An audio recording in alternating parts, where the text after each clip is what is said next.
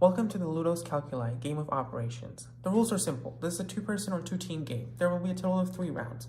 Player 1 enters an arithmetic equation needed to be solved by player 2, for example, like 153 times 26, using the buttons and our encoding displayed on our webpage.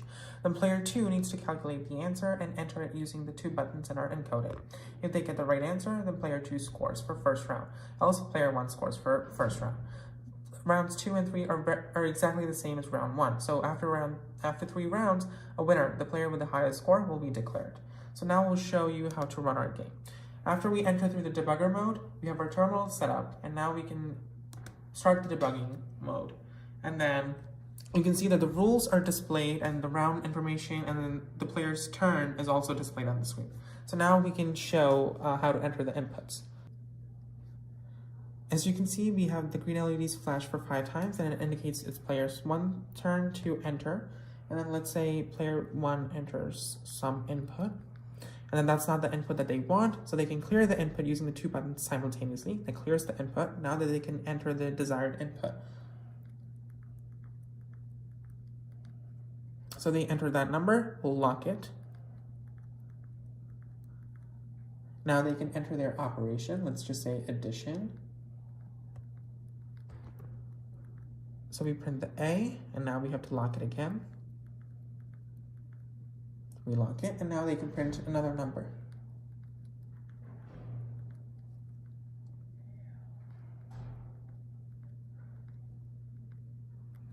And they have to lock this. So now the red LED flashes 5 times to indicate it's player 2's turn to enter the answer. And as you can see, we have the operands and the operation being displayed on the LCD again. And now you can see on the terminal screen that it prints it's player 2's turn to enter the answer. So now player 2 enters the answer. Let's just enter the wrong answer to indicate that player 1's scores is being incremented correctly. So as you can see, we printed the green LED and then it flashes the green LED 5 more times to indicate that player 1's score incremented by 1 point, and the correct answer is displayed on the screen, and now it's round 2. Same thing repeats for round 2. If the player enters the wrong pattern, then it prints an error message on the screen. So we can show that now. This is one of the edge cases that we tested. So as you can see, we print the error message. So now we'll enter some valid input. So we have 2, we'll lock it. And then we'll enter the subtraction operation. And as you can see, S is printed, we'll lock it.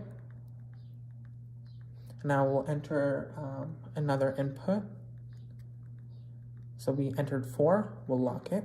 But this time, it's 2 minus 4, which is a negative number, which violates the rules of this game. So player 2 will be automatically given the point no matter if their answer, because player 1 entered a negative answer, arithmetic formula that results in negative answer.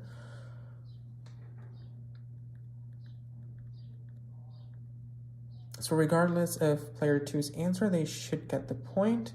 And as you can see, the red LED blinked, showing that player 2 got the point, and on the screen you can see that the answer was -2, and player 2's score increased by 1, and now it's round 3. So for round 3, let's just enter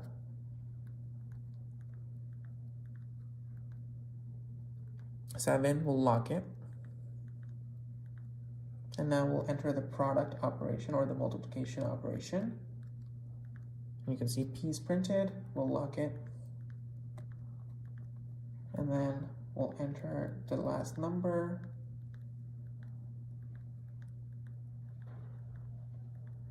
And we'll lock it. So for this round, we'll enter the right answer to show that player 2's score increments correctly. And the right answer is 140, so we'll print 140, and you can see that the LCD display is showing the operands and the operations for player 2 to follow. And now we can enter the number.